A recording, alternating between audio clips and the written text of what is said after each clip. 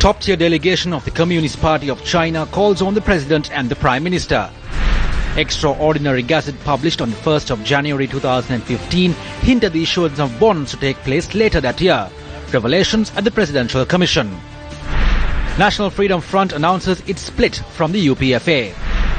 Investigations continue into the Director of the Land Reforms Commission in Batticaloa being shot at.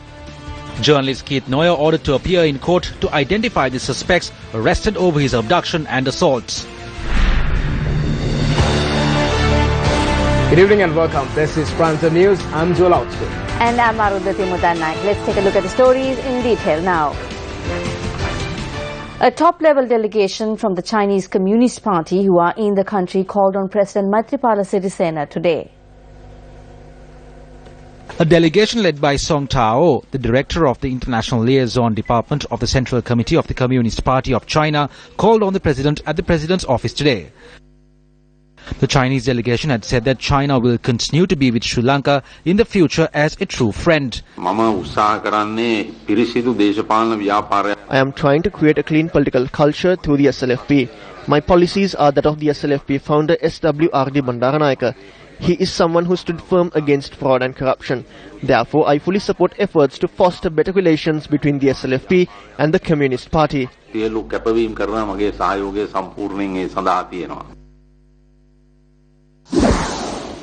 Chinese delegation also called on Prime Minister Ranil Wickremesinghe at Temple Trees. The Chinese delegation had noted that the United National Party was the first Sri Lanka political party to foster relations with the Communist Party of China. The Prime Minister had expressed his appreciation towards the People's Republic of China for its contribution in the Hambantota Industrial Zone and the Colombo Financial City. The Prime Minister had also said that Sri Lanka is more than willing to support the One Belt One Road plan initiated by the Chinese President.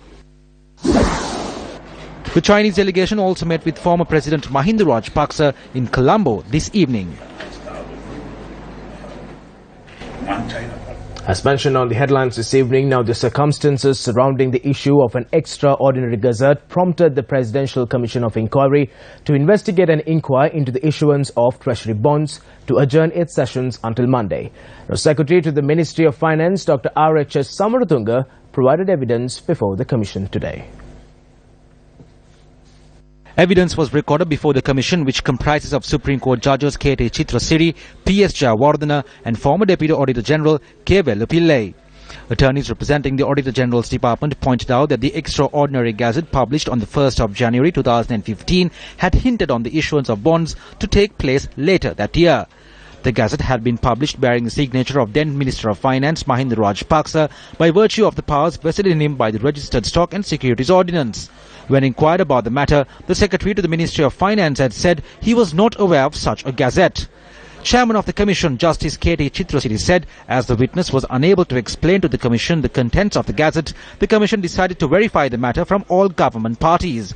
In addition, the Commission instructed to immediately record a statement from the government printer to ascertain the exact date of print.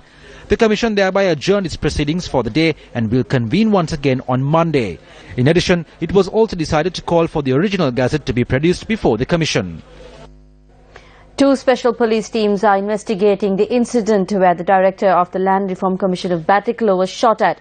Shots were fired at the LRC director last night when he was home, and he is currently receiving treatment at the Batticaloa General Hospital.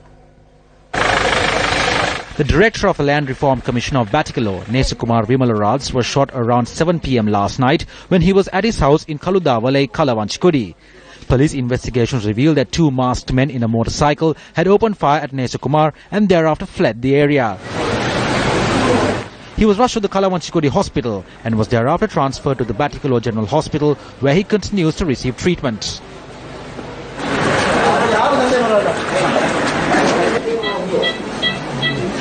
At around 7:05 last night, a person clad in a jacket and helmet visited my home. He asked who is Vimal. I responded that I am Vimal. He pulled a gun from his jacket and shot at me. I ran. 2 bullets. He ran saying that he was shot. He had seen two persons. We were at home when he heard the shots. We assumed it was firecrackers. Then his wife rushed in and said he was shot. When we opened the gates and stepped out, the perpetrators had already fled. The name of Nesukumar Vimalaraj came to the spotlight in the recent days as he opposed the forceful acquisition of lands in Batikalo. Vimalaraj, together with the police on the 17th, foiled an attempt to forcibly take over lands in Eravur. At that time, he said that a certain group was harassing him for implementing the law. The case pertaining to land in question in Eravur was taken up yesterday at the Eravur Tourist Court. However, it is not clear if the two incidents are related. Today, a demonstration took place opposite the Batikalo Divisional Secretariat condemning the attack.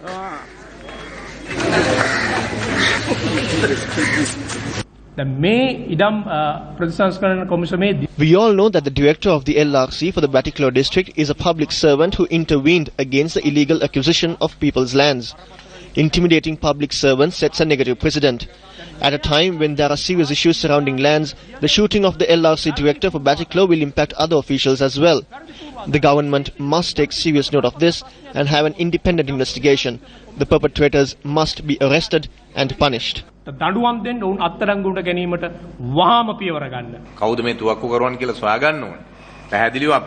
We need to know who these gunmen are. It does not matter to us if this was in Batikalo, Jaffna or in Kahatagas Digalia. If LRC directors are not allowed to execute their duties, then there is a serious issue. As a government, we must take a decision. The government officials must be protected. They must be allowed to serve as government officials. Therefore, we must take stern action to ensure they function independently. If there is a situation where they can be shot dead when executing their duties, we must take action on the matter. He was rushed to hospital and given medication. However, as we cannot be pleased over this matter, we have decided to bring him to Colombo for further treatment. What has happened is that 300 to 400 persons have entered the state lands under the Land Reforms Commission and are trying to forcibly take over the land. That cannot be allowed. So he had contacted the police and made a complaint. He had come with the police to drive them away. That is why he has been shot. If such incidents take place, how can we provide lands to the people? We cannot condone such barbaric acts. We have informed the police to ascertain if there is an organization behind this crime. An extensive investigation will be carried out and those involved will be brought before the law. Then we can uncover what the organization is, where their weapons are and how many weapons they possess.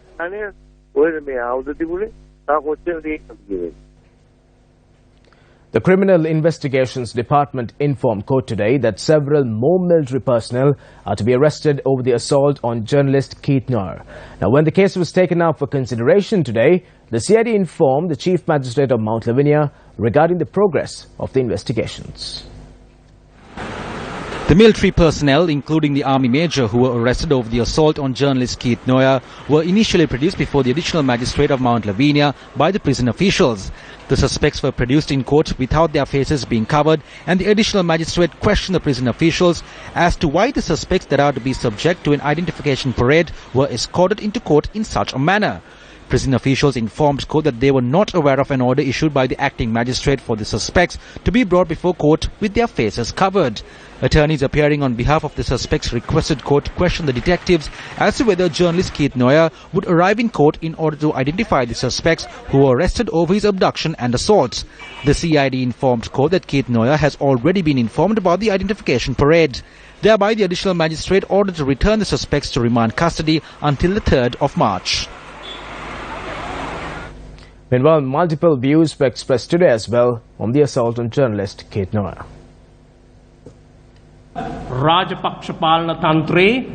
We have received information that the terrifying Gotabaya of the Rajapaksa administration was behind this incident. We reiterate that this judicial process should be given the opportunity to move forward independently. We have seen previously on a number of occasions incidents where such processes have been set back because they don't want to punish war heroes. There is no need for an operation to free Gotabaya Rajapaksa.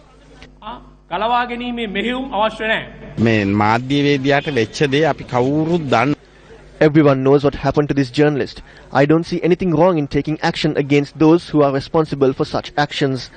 Then such incidents will not occur again. This is not a hunt against war heroes. It is merely providing justice to the incidents that happened against this journalist. If the law cannot be maintained, then how can we keep control of a country?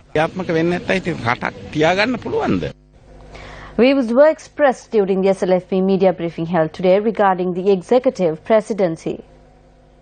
It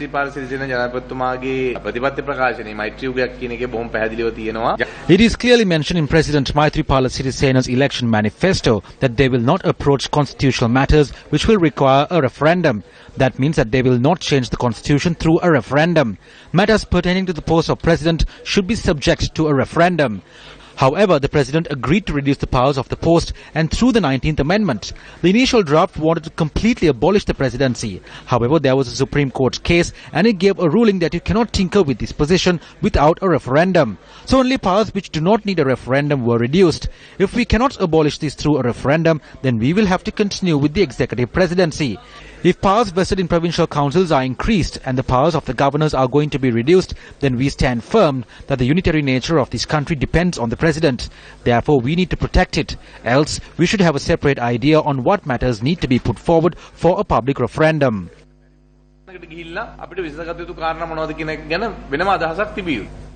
And in news from Parliament this evening, a debate arose in Parliament today when parliamentarian Bimal Veerwansa inquired into a request made by him to accept his party, the National Freedom Front, as an independent party in Parliament. We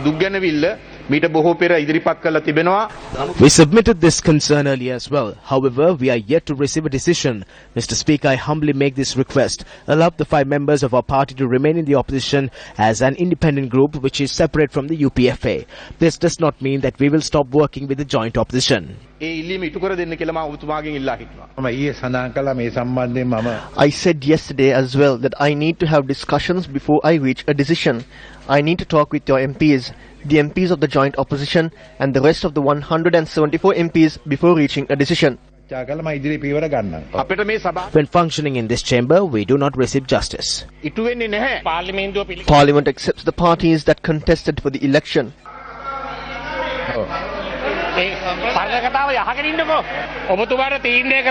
You need to consider what party he contested from.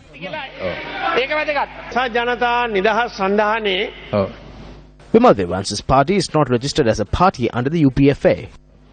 I thank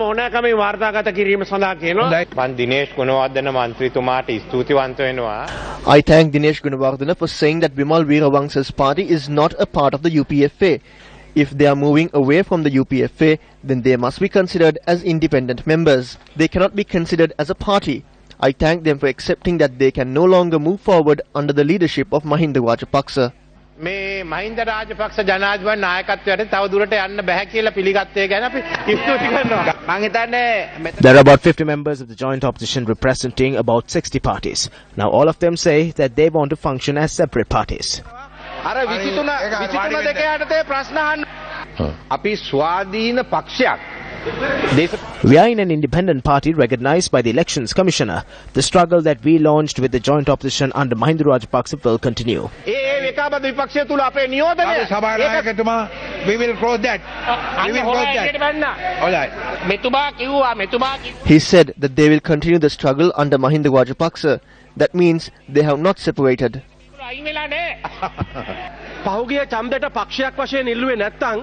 If you didn't contest for the last elections as a separate party, and if you are not a member of the alliance that contested the election, then Bimal Veerwansa and his group will have to be referred as independent members.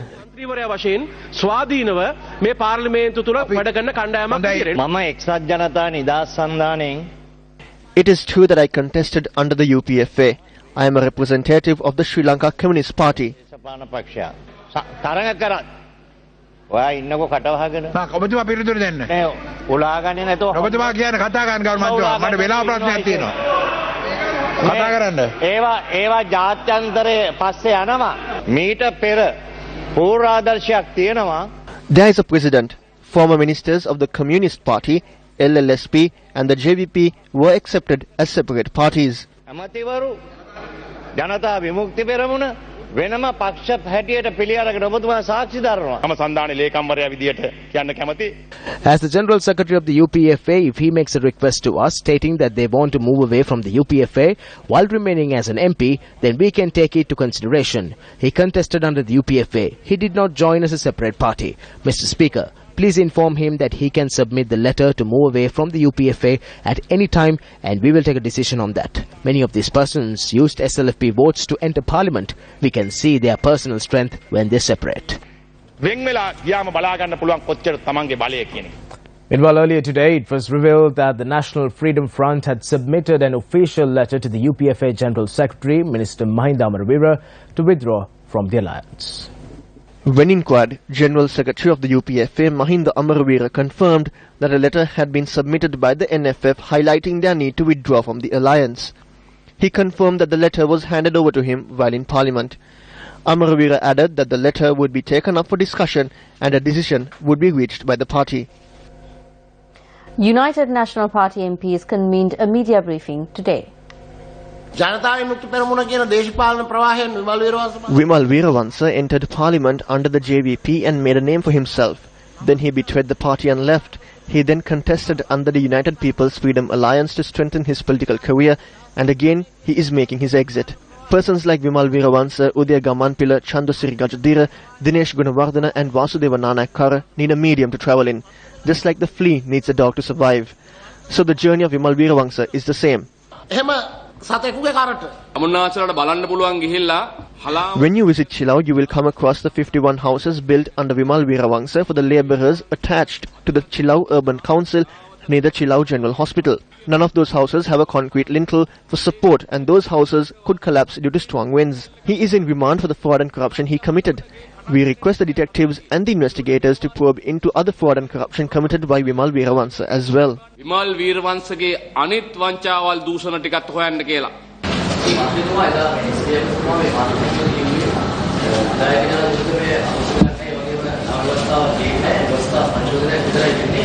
Sri Lanka Nidahas Pakshe samahar aya. The Sri Lanka Freedom Party at times acts out plays to please certain sections of society. We will not waste time on that. We directly deal with His Excellency the President. අතිගරු ජනාධිපතිතුමත් එක්ක ශ්‍රී ලංකා නිදහස් පක්ෂයේ මාධ්‍ය ප්‍රකාශක දීසානායක කියලා කියන්නේ ශ්‍රී ලංකා නිදහස් පක්ෂයේ භාණ්ඩාගාරික. ඒ දෙන්න අතරින් ඉන්නේ ජනාධිපතිවරයාගේ මතය වෙන්න බැරිද? එතනදී මේක ඉතාමත්ම විනිවිදවනේ අපි. Constitutional reforms will take place in a transparent manner. The entire parliament is a constitutional assembly. Rather than making statements outside the chamber, they can express their views to the committee. පිටින් එල්ලපු calendar ඇන දෙකක් ගහලා එල්ලපු calendar දෙකක් හැටියට තමයි මම හිතන්නේ. Here's a look at some judicial proceedings that took place today. MP Rohita Abegunawardena, who is a defendant in a case filed by the Bribery Commission, was granted permission by court to travel overseas when the case was taken up before Colombo High Court Judge Nisanka Bandula Karunaratna. The Bribery Commission filed the case against Abegunawardena for possessing cash and property to the tune of 41.2 million rupees that cannot be generated through his assets and liabilities during a period of 2 years and 3 months. The external look is of a saint and internally the look is of a thief. That is the same for the government. The name may be good governance, but there are no elections and there is no democracy within. The case filed against former Minister Keheliya Rambukwella and several others for allegedly causing a loss to the government through the procurement of 600 GI pipes using Sri Lanka Rupawahini Corporation's funds was adjourned till the 16th of March after it was taken up before Colombo Additional Magistrate Ranga Disanayake. The case was filed by the Bribery Commission and names the former Director General of SLRC Chandrapala Liyanage and former SLRC Chairman Vimal Rupasinghe as respondents.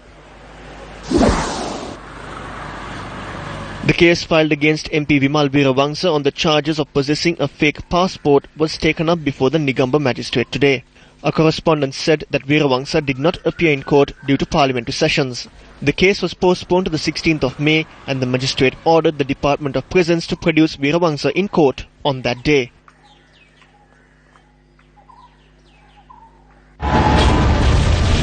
Allegations that silk cloths were distributed during the presidential election period with the use of TRC funds. Government suffers a 11.4 billion rupee loss due to the decision to let Avantgarde manage the floating armoury. Allegations levelled against Gotabaya Rajapaksa. Allegations that Namal Rajapaksa earned 45 million rupees as a parliamentarian. Sum of 110 million rupees owed to Sri Lankan Airlines for the visits undertaken during the tenure of the former president. Allegations levelled against Yoshida Rajapaksa and his grandmother Desi Forrest regarding a plot of land in Dehiwala. Allegations that Basil Rajapaksa misused state funds to purchase properties in Gampaha. Case filed in court stating that 142 million rupees was owed to the SLTB for the use of its buses. an ownerless palace discovered in Malvana. Investigations launched to inquire into the manner in which Hello Corp and Govers, which are allegedly owned by Namal Rajapaksa, obtained properties. Allegations that Basil Rajapaksa misused 2,991 billion rupees of the Divinaguma Development Department. Namal Rajapaksa questioned in connection to a luxury motor vehicle. Allegations that Yoshida Rajapaksa illegally invested money in the Carlton Sports Network. Have we forgotten what is happening? Also in local news, the 20th model village constructed under the revival of the Gamudawa concept was vested with the public today by Minister Sajith Premadasa. The model village constructed in the Tissapura area in Tissamaharama has been named Siri Vijayagama, and it comprises of 25 houses. 4 members of the US delegation touring the country were also present for the event. 4 members of the US Congress have come to Hambantota. They are here in Tissamaharama. You can be happy that we have received monumental assistance in order to provide houses to the people of Sri Lanka. If the former government was in power, these delegates would not cite this area. 304 families were presented with Samata 7 housing loans, while another 287 persons were presented with Shilpa Savya equipment. In addition, the minister also presented spectacles to 136 persons. A special media briefing was convened at the Ministry of Defence today. The comments were made on the servicemen who continue to demonstrate, citing that they have not received their service pension. The salaries have been paid to all those who sustain injuries during service since the day of the injury, except for those with injuries not sustained in service. The salary is over 50,000 rupees. They will not lose this salary. They also receive the service pension benefits awarded to the differently abled war heroes. This ranges from 12,000 rupees to 6,000 rupees. There was a requirement to complete the entire service period. For an officer it was 10 years and for other ranks it was 12 years. They would not receive a service pension if they do not fulfill the service tenure. In order to provide them with a pension, we have had to change the Armed Forces pensions and the gratuities codes.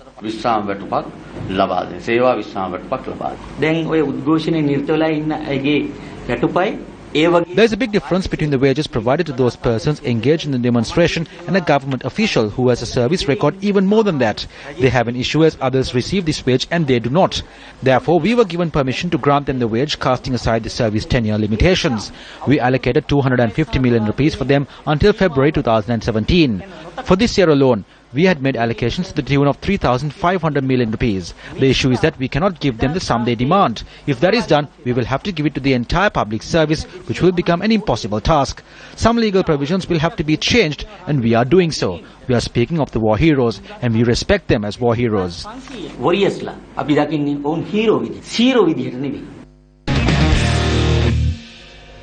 And in sports news this evening, Havelock Sports Club advanced to the finals of the Clifford Cup Knockout Rugby Championship after clinching an emphatic win over Navy Sports Club. They will face Kandy Sports Club in the finals. The second semi-final of the Clifford Cup was worked off at the Colombo Racecourse grounds. Navy took an early lead with a penalty, but the Havies came roaring back and led 15-3 by the end of the first half. The Pink Shirts continued their dominant run, ending up with 39 points at full time, courtesy of 6 tries, 3 conversions and a penalty. Navy only managed to score 13 points through a try, conversion and 2 penalties.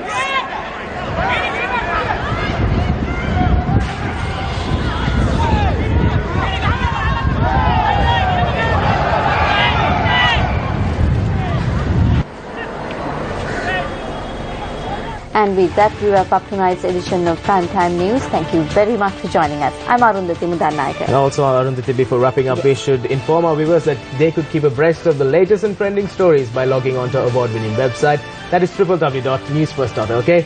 And I'm Joel Outskoon. Thank you very much for stopping by. Have yourself a great evening. Take care. Good night.